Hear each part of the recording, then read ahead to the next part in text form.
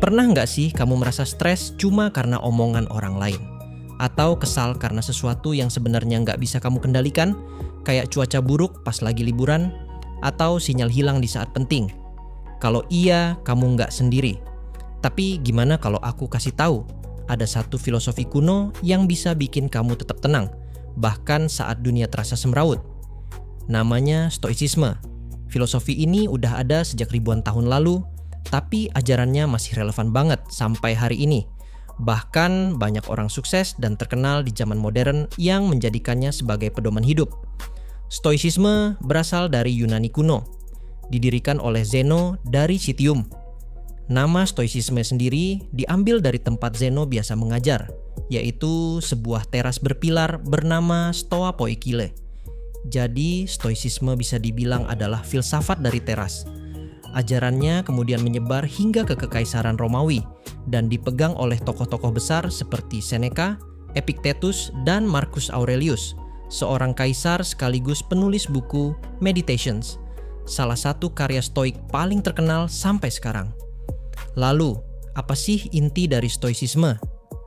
Sederhana, kita tidak bisa mengontrol dunia luar, tapi kita bisa mengontrol diri sendiri.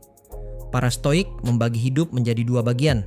Hal-hal yang bisa kita kendalikan seperti pikiran, pilihan, dan tindakan kita.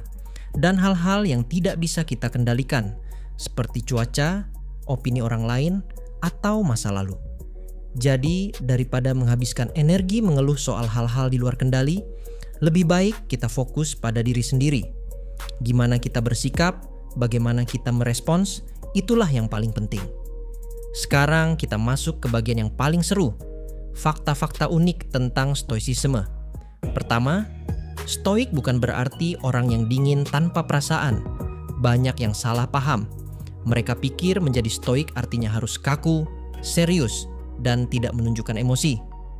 Padahal para Stoik tetap punya perasaan. Mereka hanya tidak membiarkan emosi menguasai mereka.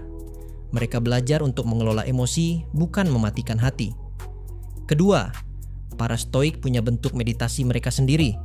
Marcus Aurelius misalnya, menulis jurnal setiap pagi untuk mengingatkan dirinya tentang hal-hal penting dalam hidup, seperti kesabaran, kerendahan hati, dan menghadapi orang-orang yang sulit. Itu bentuk refleksi diri yang luar biasa. Ketiga, ada satu latihan mental yang terkenal dalam Stoicisme. Namanya Premeditatio Malorum.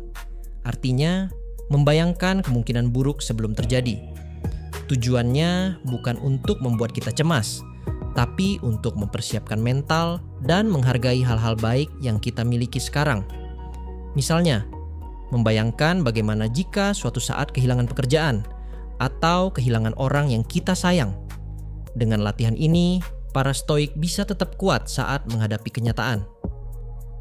Fakta keempat, hidup Stoik itu sederhana. Seneca, salah satu filsuf Stoik yang juga orang kaya di Romawi, secara rutin tidur di lantai dan makan makanan sederhana. Bukan karena nggak mampu, tapi karena ingin melatih diri agar tidak tergantung pada kenyamanan dan kemewahan. Dengan begitu, dia tidak takut kehilangan apapun. Fakta kelima, banyak tokoh modern yang mengadopsi prinsip Stoik dalam kehidupan mereka. Dari atlet profesional, penulis, hingga CEO perusahaan besar. Filosofi ini dipakai untuk menghadapi tekanan, membuat keputusan penting, dan tetap fokus di tengah kekacauan dunia.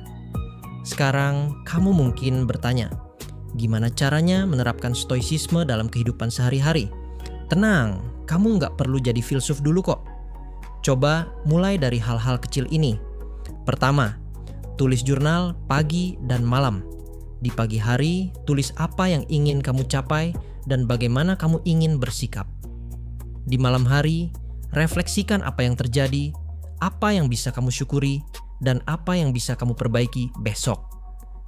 Kedua, setiap kali kamu kesal atau stres, tanya ke diri sendiri, apakah ini bisa aku kendalikan? Kalau jawabannya tidak, lepaskan. Fokus pada yang bisa kamu atur, yakni diri kamu sendiri. Ketiga, praktikkan prinsip memento mori, atau ingatlah bahwa hidup ini singkat, bukan untuk membuat kita takut, tapi supaya kita lebih menghargai waktu. supaya kita tidak menunda untuk berbuat baik, tidak menunda mencintai, tidak menunda untuk hidup sepenuhnya. Stoicisme bukan tentang jadi manusia tanpa rasa, tapi tentang jadi manusia yang kuat, bijak, dan tahu kapan harus melepas.